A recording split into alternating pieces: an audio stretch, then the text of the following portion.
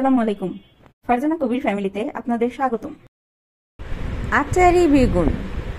আচারি বেগুন এমনই একটি রেসিপি যেটি আপনি বানালে প্রশংসা হবেই হবে, আর গেস্টের একটাই বায়না থাকবে এই রেসিপিটি অবশ্যই যেন মেনুতে থাকে।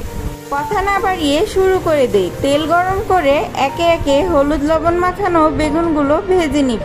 এখানে বেগুন ভাজাটা কিন্তু খুবই ইম্পর্টেন্ট। বেগুনগুলো বাদামি বাদামি করে ভেজে নিতে হবে।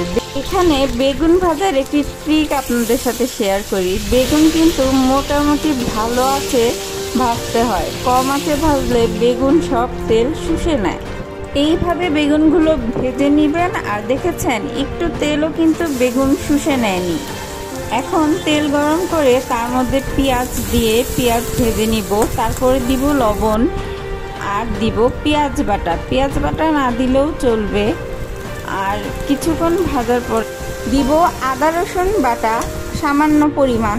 আদা রসুন বাটা ভালোভাবে ভেজে নিয়ে সামান্য পানি দিয়ে তার মধ্যে দিব হলুদ, মরিচ, ধনিয়া গুঁড়া।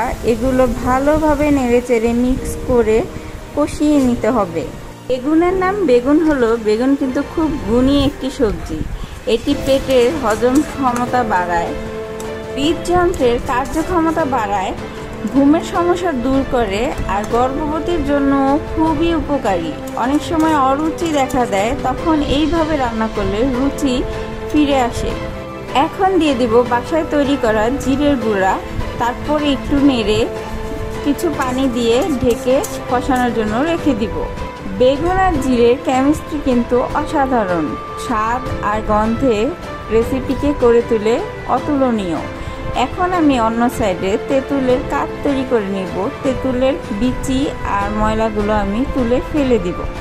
তেঁতুল পানির বদলে এখানে লেবুর রসও দেওয়া যায়, কিন্তু আমার মতে তেঁতুল পানি বেটার এই রেসিপির জন্য।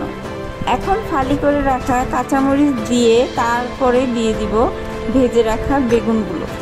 ভেজে রাখা বেগুনগুলো দিয়ে একটু নেড়ে চেড়ে পানির সাথে মিক্স করে দিব।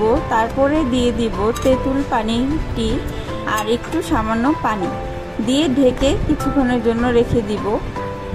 পানি ভালোই টেনে এসেছে। এই পর্যায়ে দিয়ে দিব একটু সামান্য চিনি, যাতে টক মিষ্টি ঝালের ব্যালেন্সটা ঠিক থাকে। একটু নাড়ার চেষ্টা করব, কিন্তু না, ভেঙে যাচ্ছে, আর নাড়া যাবে না। অল্প কিছুক্ষণ অপেক্ষা করে এইভাবে নাড়িয়ে নাড়িয়ে দেখে নিতে হবে ঠিকঠাক আছে কিনা। ব্যাস, আমার আচারি বেগুন কমপ্লিট।